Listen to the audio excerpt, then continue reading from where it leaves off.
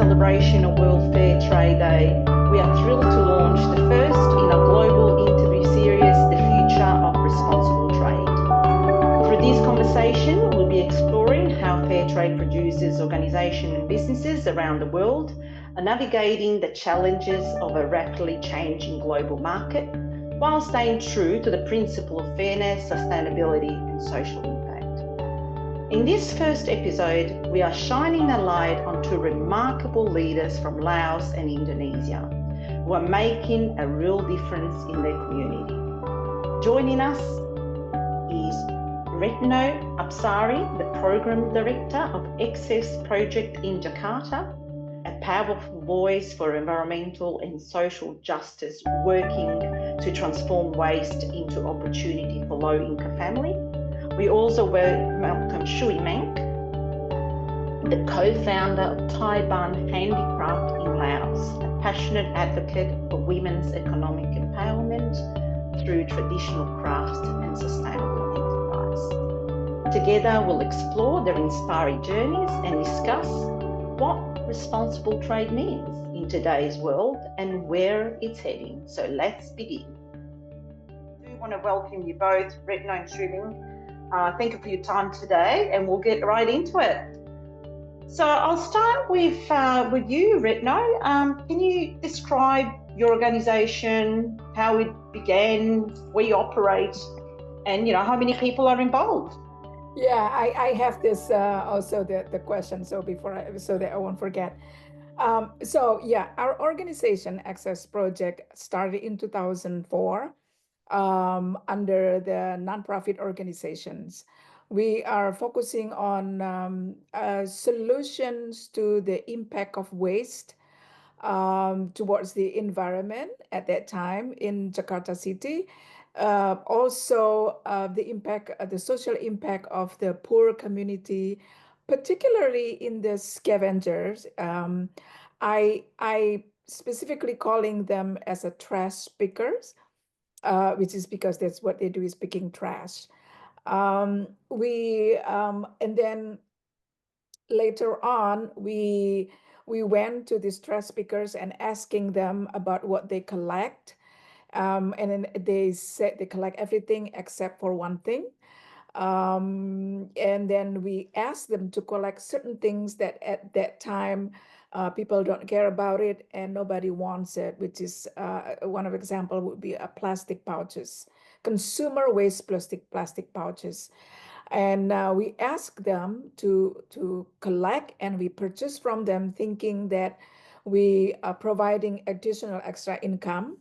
And with the plastic waste that we purchase, we create a simple products it's part of our promotion, education, and teach people about the environmentally awareness about refusing waste. Either you refuse waste or you use product from the waste that you created. So it's been more than 15 years now. At that time, we're working with more than 100 families of trash pickers, and we had up to 15 sewers to create a product made out of our waste.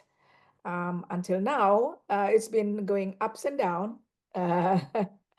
So that's what else? Yeah, so we operating in just one place, which is in the outskirts of the Jakarta, which is the capital city of Indonesia. And that's the only place that we are working, we're working with.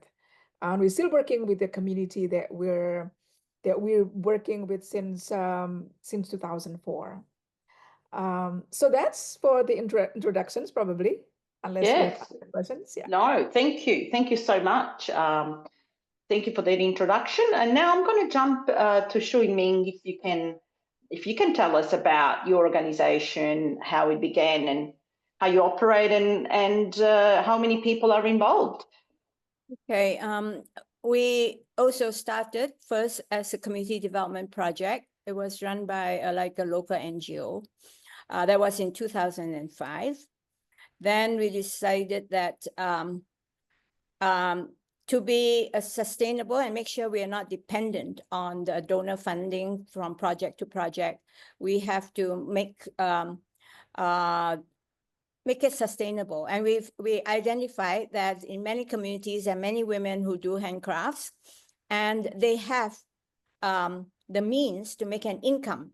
So if you set up a business with them and sell their products, it's a means that they can enhance their livelihoods, improve their income, and also make sure that they run a sustainable business. So we started, initially the name is called Sauban. In 2011, we renamed it as Taiban.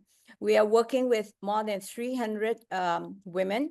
They live in different communities, the 14 communities.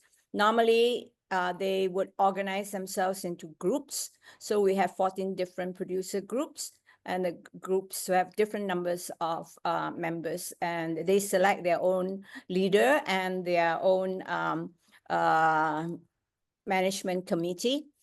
We deal mostly with the leaders and we visit them. We visit them to, to make sure that their work is good, but also more importantly, to make sure that they are being paid fairly. We observe fair trade principles because we know that many of the women depend so much on the income from the products they sell. So we need to know the supply chain, we need to know the cost, we need to know what their children are, and so on. And we try to explain also that we, as a social business, we try to abide by the fair trade principles. That means no exploitation, no working with hazardous chemicals or anything, and make sure they protect the environment because it's their supply chain. So we have been doing this for quite a while, and that's how we intend to continue into the future. Thank you. Retno, I'm getting back to you now. Can you tell me about the impact of your work in the community, and how do you communicate this impact to customers, to supporters, or here in Australia? What do you do? Yes. So continue from my introductions. So we work with the trash pickers community, and what we do is we just getting the materials from them. The idea was at that time just to think of what can we help the city to reduce waste, and by also asking them to collect so that we can purchase. That's also providing an additional income for them from the waste that they don't collect. So from that materials, then we create product, as I mentioned before, and then we tell people about the message, and then we're thinking of maybe this will change the life of the trash pickers by providing additional income, but it looks like that's not an easy task. Because this is an urban poverty, so it's hard to really change the way they think, as 7 out of 10 adults are uneducated, or they probably graduated from primary, and their income is like $5 a day. So, and all they can think is just picking trash. So we're thinking, what can we do about it? And at the same time, we'll notice that there's a lot of kids also when they get when they're 10 years old and they go with their parents. So the only way to break the generational cycle thinking of picking trash is their only option. We shift to looking for something that we can make a difference is by providing education to the trash pickers. Yet we purchase the materials from the products that we create, and then the sales we put aside, and certain amount we also give back to the community that we're helping, and to tell the parents that yes, you can become a trash pickers right now, but your kids have to go to schools. We also noticed that the moms were waiting for the dad or the husbands to pick up trash. They're sitting around. So we also teach them something that they can get income doing sewing, making arts and crafts, something that we can sell, we can help selling. Of course, it's hard for them to get customers so that they can get additional income. So that becomes the core of our activities, which is access education for the kids, access providing health also, because without the health, they cannot go to school. And for the community, then we're asking the mom, but the dad is very difficult to change. But also we support, what else do they need to make their life a little bit comfortable? We're talking about the dump site here, the temporary landfill. And so how we communicate to people about what we do is, telling this story that, hey, there's a people that really picking up your trash, and this is the life that they have, and support. And we use our website, our social medias, and things like that. So we also give training to the mom that eventually to be able to work in the process of making. After 15 years, we, the distribution and the project of making the products becomes bigger, and the organization also becomes stable, and we have to create new entities. So about 2019, only, just right before pandemic, we create a company that is focusing on producing the product made out of waste, so that with the company, eventually we can provide a job to the children that we're supporting since primary until college. So that's how we do up to now. Yeah, it's a very interesting cycle how it's the next generation that's now coming out and working outside of those areas. Yeah, very interesting. Shui Meng, can you tell us about the impact that you have in your community, that your organization has, and how you communicate that to your customers? Or I think the greatest impact is that in Laos, the village women, their roles are often regarded as more subordinate. But I think in actually giving value to their work and making sure that they actually, through their handicraft work and through the production of their products, they're making income for the family. So the biggest impact is their social and economic position in the family has improved, and their position within the community is better recognized. So we put a lot of focus in ensuring the gender dimension is recognized within the community. Because of that, they get greater respect. They used to be helping the husband to do the work, but now, because sometimes for a rush order, their husbands have to help them. So they are making their husbands help them in the production of the handcrafts as well. And so it benefits the whole family. I think that is, for us, the work has the biggest impact is through this, directly at the community, at the family level. But we also then, at a larger level, show that, if the economic strategies of the country also focus more on the women's work, actually is helping the development of the country, especially in countries which do not have big industrial production.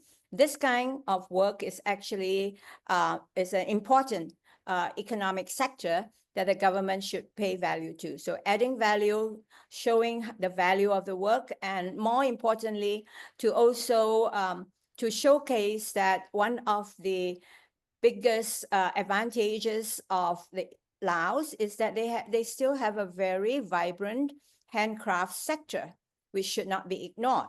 So this I see as the value. But how do we communicate our impact to the customers? I think the greatest way to communicate is to tell the stories. Tell the story of what the women do and let the women themselves tell the stories.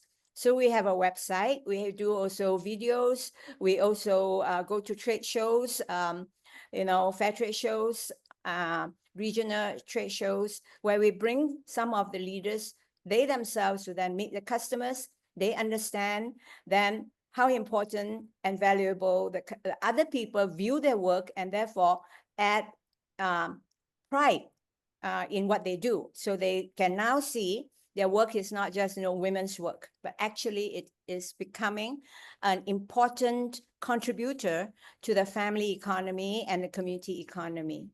So to our customers, that's how we communicate. Sometimes our customers will come and say, can we visit your producers? If they have the time and they want to, we can take them to visit some of the communities to have a greater connection with the people who make their products. Thank you, Shui Meng. And it seems that right across both yourself and your organization, Retno's organization, the storytelling element is such an important element to be able to, to sell your products or your services. So, Shui Meng, this leads me to a question about how you promote the values of traditional artisan skills in a modern world where everything is, mass-produced, fast fashion, fast items. And also, how would you advise, Australian buyers, what could they do to promote and encourage people to buy handicraft or handmade products? I think Laos, we go by a slogan that you say that the Taiwan are selling crafts which are traditionally rooted but culturally timeless, which is what their products are. It's rooted in the traditions, but at the same time, the range of products is so wide, can be used in many ways in today's life. Because as home decor, they make textiles, they make runners, they make wall hangings, and their textiles can be made into clothing, and we can do a whole lot, bags, all this are all very much suited to everyday use. But if you say, how do we make sure that everyone will, buy handmade? I don't think so. I think handmade will always have a niche market. So we are focusing on what specializes, what are the specialty, and some people don't want anyway, some young people, they want the name brand and they go to buy whatever, they're producing we don't want to really change people who don't want. What we do is to showcase and to say, and to let people come, feel the product, see the quality of the product, and through their own use and understanding of how the products are, they may want to have more of such items in their own homes, in their own lives, in their daily use, and so on. So I think handmade will always have a niche market, but increasingly I find that, especially in the more developed markets, in Europe, in US, and also in Australia, the greater recognition that cheap factory products, which are especially those produced in countries where they do not recognize the value of work, or where they exploit workers, unfair wages, and so on, the more educated and the more aware buyers are shifting more to what they call socially fair products, because they don't want to contribute to greater destruction of the world, exploitation of other people, especially children. So they are moving their own consumption patterns. And we try to also promote this kind of consumption patterns, but they make the choices. I mean, we are a very small company. We cannot, have big impact, but I think we focus on the niche. Yeah, and I like what you said about there's no point trying to change those that will never go and purchase, but you really put all your eggs, or your focus on who you think will buy from you, who you think will be a customer or is already a customer, and increase that. So that's really good advice. Sometimes we can just try and reach, put all our effort in reaching potential customers that will never come our way, and it's lost effort. Yeah. So I now want to ask a question to Retno. What could social entrepreneurs or change makers in Australia learn from your experience? about reusing materials in creative ways and making a successful social enterprise. Yeah, yeah, particularly for our what we do, it's very interesting questions because it really different countries, right? The products that we create from waste or an upcycling product usually come from developing countries because this is very close to the environment, to the waste management system that is not as developed as other developing country. And that is really, we started with that. Also, if in Australia, if they want to replicate about like what we do, it really probably is going to be hard because the labor cost, but it's also depending on the kind of waste you have there. You know, it's hard to say that there's no waste at all, but the waste might be different. So I think what if the question would, the answer would be focusing on the environment. What is it that is the most concern? What's the waste out there? The idea is to reduce waste going to the landfill. And nowadays people can do recycling. We can, with the new innovation, they can do a lot of things. But producing product from waste is also necessary, rather than refusing to begin with. So that's what we want to tell you is that focus on the environment and focus on the impact. If there is still trash out there, then what can we do to extend the life of this unwanted waste? If it's already done, then that's okay. We can look for other kind of waste that we can do. So, for us, our organization is the winning. We will say that we're a winner if there is no more trash, because we can do something else. So that's all I can say about Yes. the idea of what can we do. It really depends. If there's no trash in where you live or in the country, in the area, then that's good. But it's always there. There's definitely always trash. We That's have the right. same issues. So yeah, so XSProjek is not just making back out of the consumer waste product, but thinking what other trash out there. It really depends. For example, when Indonesia was declared as the second, the biggest ocean polluters, for example, and then the government would do something about reducing one-time use plastic. So we're thinking, what can we do to create products that also part of the education, telling, stop using that, but use this shopping bag, for example.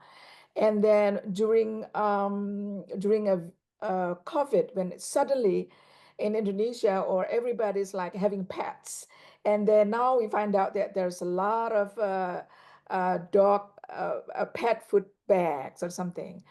So we also got companies, for example, that they're trying to think about, what they can do about their waste, the circular economy, and that people are more and more aware.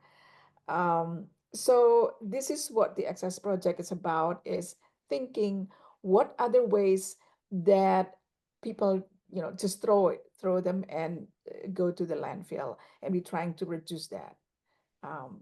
Thank you. Yeah. So Retno, just sticking with you for a moment, does operating under the 10 principle of the World Fair Trade Organization mean that your end product is more expensive? Or do you think it is possible to remain competitive? Yeah, well, this is also a quite challenging questions, because if we follow the 10 principles, of course, on the point of view of labor, the price becomes very expensive. Like, for example, the wages, and make sure that we got good place to work. All the materials have to be really concern about the environment and things like that. But at the same time, we don't want to sell too expensive because most general people thinking this is a waste. You should not sell this. So then education become part of it. This is what we have to do. Hey, don't create waste. Upcycling product is more expensive because it's from waste. We have to turn it into something that is useful. So that is a challenge. It becomes very competitive. It's hard for us because people tend to buy something that is cheaper, that is mass products, that doesn't have story. Like again, like you said, and like story is very important. Where did the materials come from, and the reason why we do what we do. So it is challenge and it becomes expensive, but we have to, at the same time, also we want to tell people, this is a valuable product. We're concerned about the environment, we're concerned about the social, and that's what we want to put more value on this. So thank you. What about you, Shui Meng?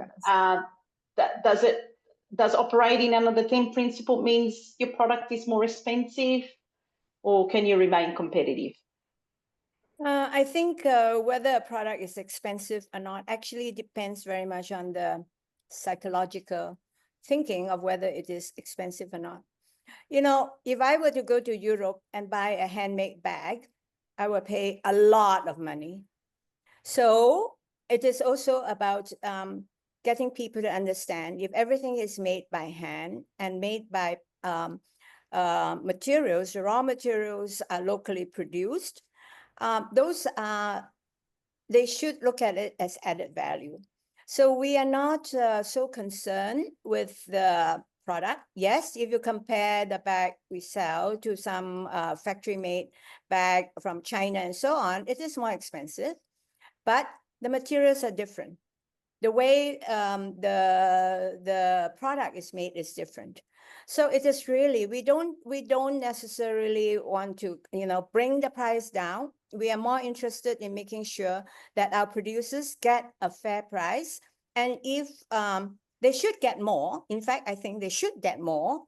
But it's about understanding. I think we are a small producer and we are not mass production, into mass production. So even if I have someone to order 10,000 pieces, I say, sorry, I cannot provide that for you. Even, sometimes say, oh, we will buy more and then you reduce the price. And you say no, because our production capacity is also limited. We value the products and we value the people behind making the products. So we don't work on the price points. People who come, and we have been working for many years, people who come into the shop and they will say, yeah, it's a little bit more expensive. And then when they look at the product, we have very few people who will say our products are way too expensive. In fact, people say, oh, compared to handmade products from other countries, oh, your products are very good and they are price-wise not too expensive. And I suppose this goes back to what we said before, which consumer do we want to target at? Which consumer are we interested in, finding and selling our products to? So you both said the same thing. You're not chasing the one that's looking for cheap mass-produced products. So now the question now is about the next 10 years for fair trade. So surely we can continue with you. How do you see the fair trade movement in the next 10 years for those businesses that prioritize social and environmental outcomes? I am actually quite optimistic that especially for the new generation, people who, younger generation who now getting into the workforce and becoming more aware of what they consume. My prediction is that people will go more for fairly traded products, that, will pay a fair wage to those who make them. They will value, products made with a clear supply chain, which is also a social mandate behind them, a social value, a social goal behind them, protecting the environment and not producing more waste, and actually also promoting the value of conscious consumption, not just buy and use and then throw away. I come across many young people who are more aware and they are not into that kind of consumption. Many are very happy to go to thrift store to buy secondhand goods and so on, because they say they don't need to put further pressure on the environment. They don't need to have 10 pairs of shoes in their closet, or 20 jackets or whatever. So I think for me, over the next 10 years, I am quite optimistic that there is going to be a shift in consumption towards more conscientious and more socially conscious kind of consumption patterns. Thank you. Thank you. And Retno, getting back to you, what do you see the future for fair trade movement? I want to add to what Xingmei was explaining. It's interesting because, now with the Gen XYZ and Alpha and things like that, so it really, in Indonesia, you almost can tell. It really depends on the economy. We heard about a lot of companies, they also based on the environmental perspective. Now it's getting hard to move on because they're concerned about the just one-time use and make things very easy. But yet at the same time, there's also certain generation, certain groups of people that more concerned about, like what you suggest, like going to the thrift store. I again, like my niece, my nephews, they like to. I don't need get new shoes because it's cool being environmentalist and things like that. So, but I just want to add that even though there's a positive, we as an organization that focus and believe in the fair trade movement can always and have to be and always created good value products because we follow. But I think that also we cannot work by ourselves. The regional, the government, the international have to also support sharing, promoting, and tell, hey, instead of buying this fake products, there is good product that tells story and that have, good values. If you pay a little bit more, then you get this. So I think even though we can go in ourselves, we still also need support and involvement from much bigger audiences. And so just on that, Retno, so how do you think we can go about inspiring, or allowing policymakers to embrace fair trade? Because ultimately, like you said, we can go all on our own and try to achieve our goals, but we really need changes at the top level. Have you any experience on that? It's hard for me in Indonesia. It's a little bit hard, but when we have events, our network, country networks, we always work with the government, involving them, telling them what we do, and ask us to be part of their activities, but also stay true to ourselves, true to what we believe, and focusing on our missions, and then continue telling people to buy products, buy fair trade products, because if people, if we we just add a couple of dollars into the, if if fair trade products don't have value, then it doesn't mean anything, then we cannot move on. So we just have to continue to promote it, to keep telling them, to be consistent and what we do. And it is hard. I was going to say that the challenge of being part of the fair trade, just to follow the 10 principles, it's as it's harder to maintain. Once you get the certification, once you follow, it's very hard to maintain, to be in that level. So that will be the challenge, and that's, I still believe to these days, and that's what I tell people, that hey, there is benefits of being part of the fair trade movement. The 10 principles. Even if you don't have to certify it, but if we see everything that we do is based on that 10, it's doing good things for more people. Yeah. So, Shui Meng, this question will be to both of you, but I'll pass it on to Shui Meng now. I know you have to go soon. So, have any of the recent geopolitical events, such as the US tariff, trade tariff, affected your organization? Well, we haven't seen the impact yet.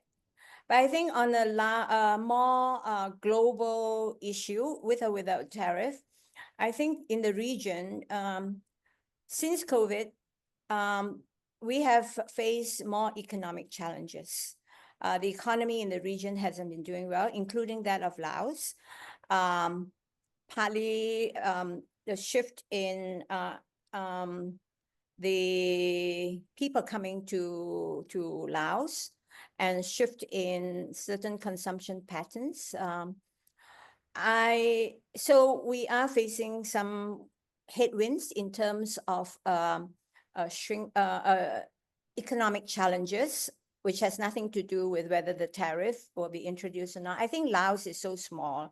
We are not really so linked to the global economy. We probably will not have a major impact from the tariffs, but we have to overcome the broader economic headwinds faced by the whole region. But I think I want to raise another more greater challenge, is the fact that handmade is traditionally, like the products we made are traditionally made in the community and made by people who have been raised by their parents and grandparents on how to do the stuff. Now the younger generation, they want to leave the village. They want to go to the city. They want a more urban type of lifestyle, which I think I fully understand. That could have an impact on whether we will have enough people continuing to get into this trade. So over time, like handmade and like all over the world, we may still challenges of less and less people entering the trade. The other major challenge, I think, is that the supply chain that is needed to provide the raw materials to make the products is being under threat because of different land use patterns. There are now people who come and invest in agro industry. For example, they were cutting down the forest, they are building dams on the rivers and so on, which actually will have a greater impact on the supply chain of raw products that are needed to go to make the products that we have been making and offering to sell in Taiwan. Those are challenges I think we will have to face in the future. We know it is probably a given, but what we hope to do now, and including my staff, is to really use the platform of what we do to educate people, younger people inside the country as well outside the country, that these products, this kind of culture is really worth keeping, promoting, and continuing. Now, how it will do in the next 10, 20 years, we don't know. Hopefully, there will still be people who will value the product. I think if we have enough people value the products, enough people to buy the products, then there will be producers. It's a real big challenge for that. I've heard it even 10 years ago in Laos, because I visited Laos, and there was a challenge back then. And I think it's a lot of these, artisan-made products, something to really think about how to keep that tradition. Retno, what about you? What about any geopolitical events such as the US trade? Has that affected your organization, or you don't export to the US?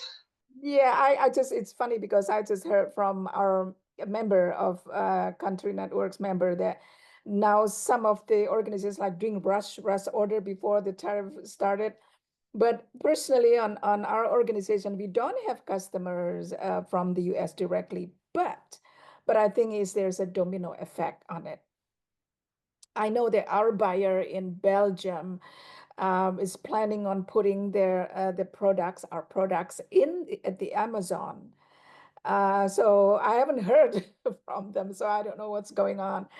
But it will affect it, not directly, but I think at some point, the way people purchase things, the way people will choose the products.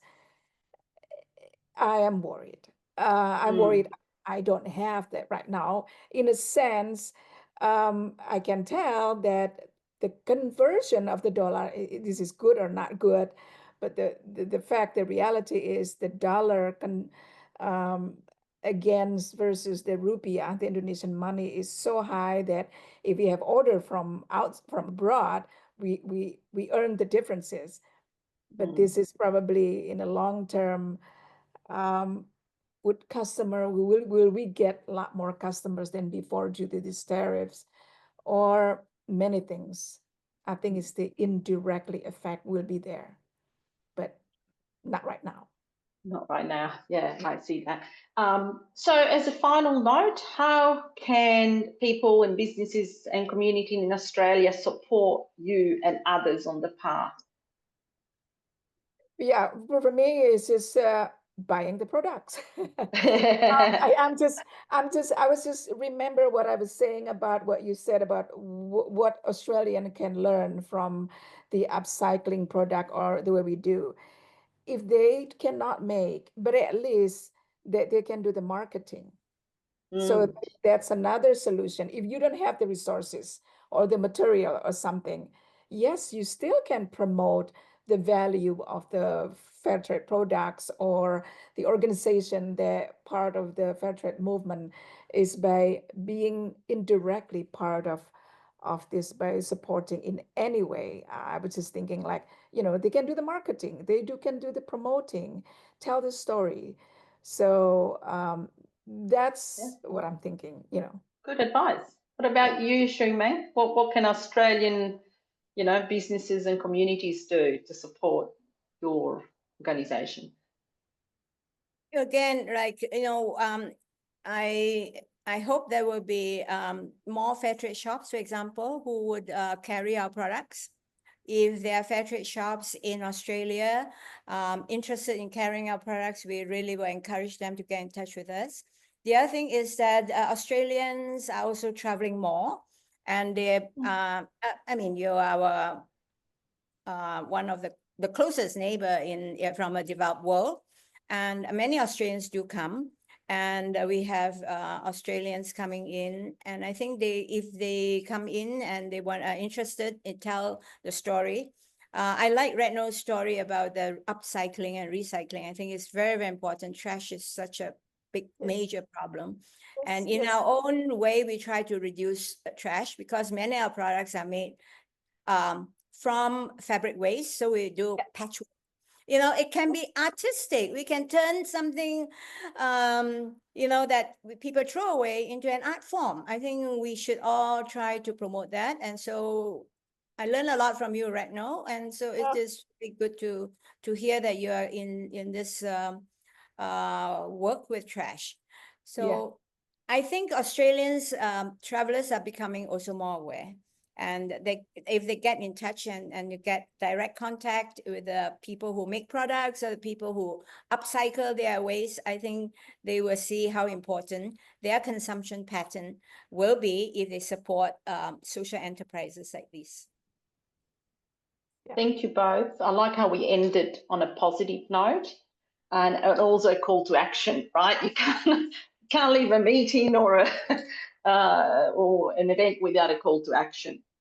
Any final comments from any of you before I'll see if anyone wants to ask a question or two? I don't, well, maybe I have, but it's just that it's a positive, fair trade movement is good. But the thing is sometimes it's very individual. So we should not be discouraged, and continue to keep talking about it. I think that's all we can do. If we talk to 100 people, if it's just one person that is, interested, even asking something, even though if they're not part of that, I think it's better than not doing anything. So, yeah. Yeah, good advice. What about Shui Meng? Any final comments?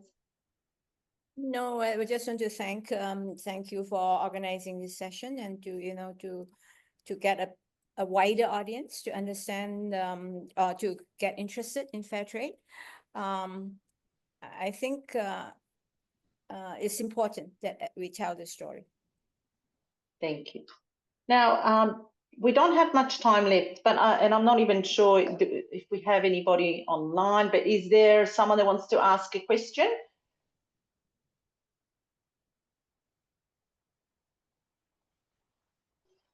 Susanna, can I?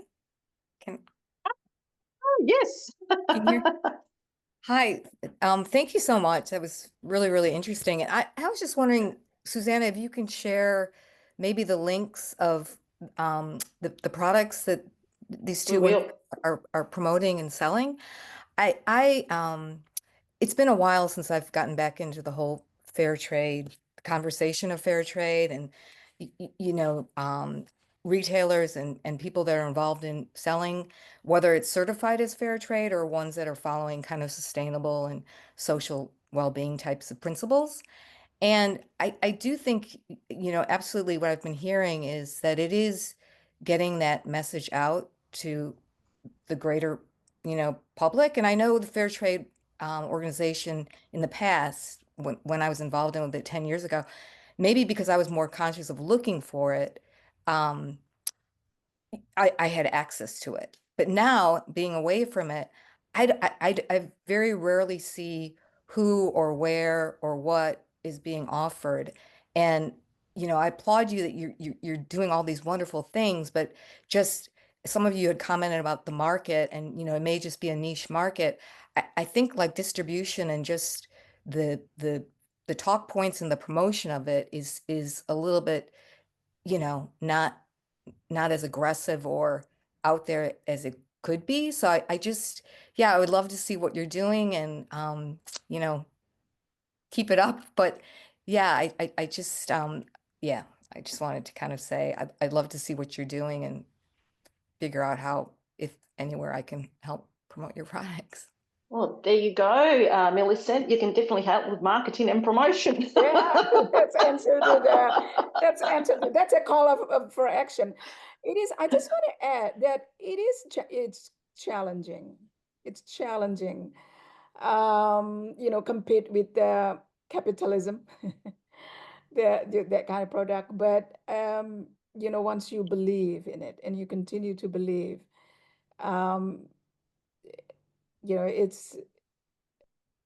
we still have to work harder. Yeah. Yeah. And that's Andy, you had a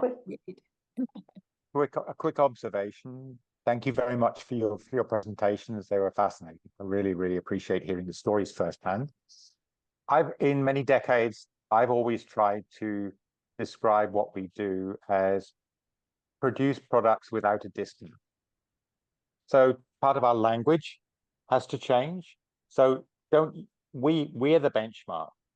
We produce products without discount. So what you buy in a supermarket or a chain store is discounted because somebody else pays that cost. And in our economy, we don't value the hidden costs. In Australia, we export coal to Indonesia, but we never worry. Once it's on the boat, it's gone. We don't pay any cost for that ourselves.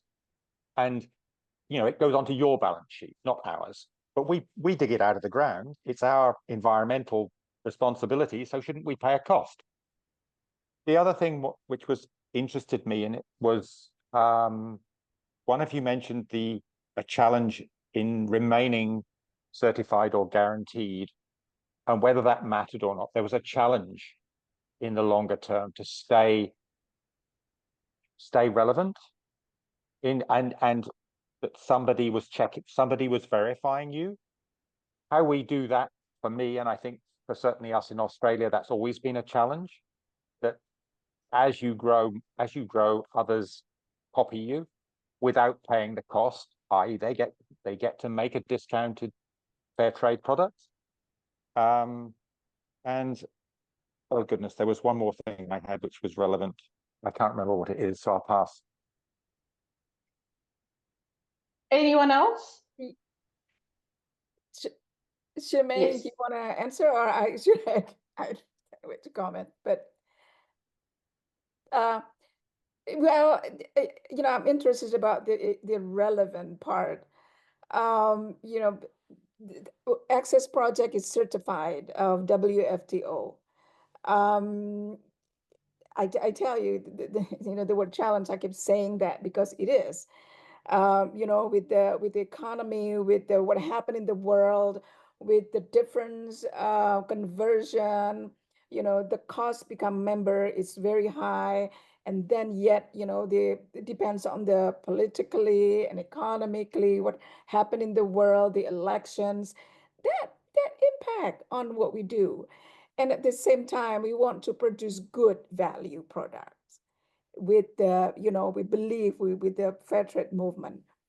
And then going through that with the process of the evaluation, just to maintain that, it's, it questioning you whether it is relevant, it is worth it, and things like that.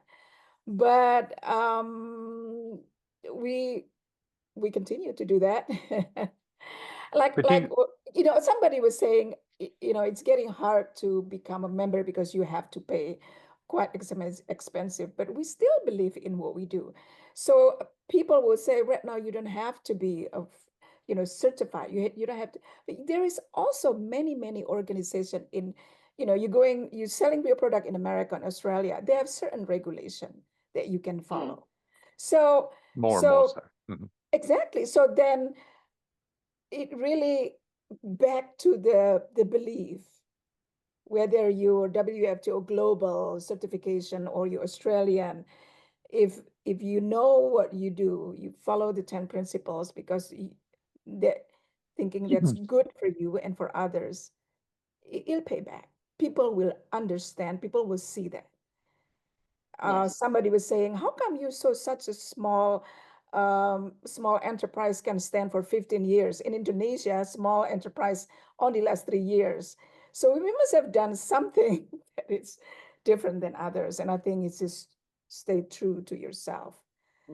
That's what keeps us going. Yeah, and that mission that you have, yes. Stay true to your mission and keep that as the priority. Exactly. All right, look, it's the end of the session. I know we can go on forever chatting to you both. I really like to thank you both for your time today, and I'm sure we will meet again at some point. And thank you very much for your time. Thank you.